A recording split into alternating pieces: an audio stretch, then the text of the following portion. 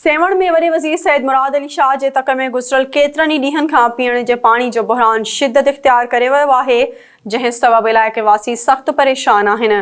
खोसा मोहल्ला, छुटो, उमराणी मोहल्ला, जमाली मोहल्ला में पाणी न हुअण करे इलाइक़े वासी पैसनि एवज़ पाणी वठण ते मजबूर आहिनि।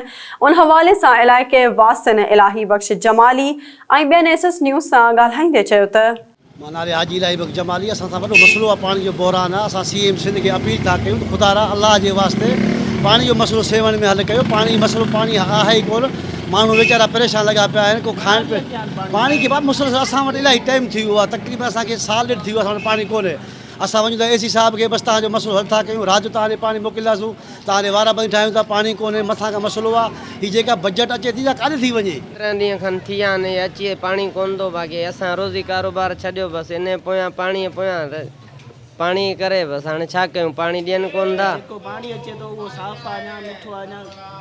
अचे थो पर लुणाठो आहे पाणी, त वरी बि सही आहे। बहरहाल कमकार में अची थो वञे, रोज़ी सां त बची था पवनि। रोज़ी हाणे रोज़ी कयूं यार, सॼो ॾींहुं त पाणी में गुज़री थो वञे असांखे, पाणी भरींदे भरींदे। पर असां कहिड़ो मुस्लमान कयो ठानी ईअं न कयो था, कुर्ब कयो। असांजी मुराद शाह खे अपील आहे, पाणी 20 ॾींहं 25 आहे, पाणी ढुक बि कोन्हे।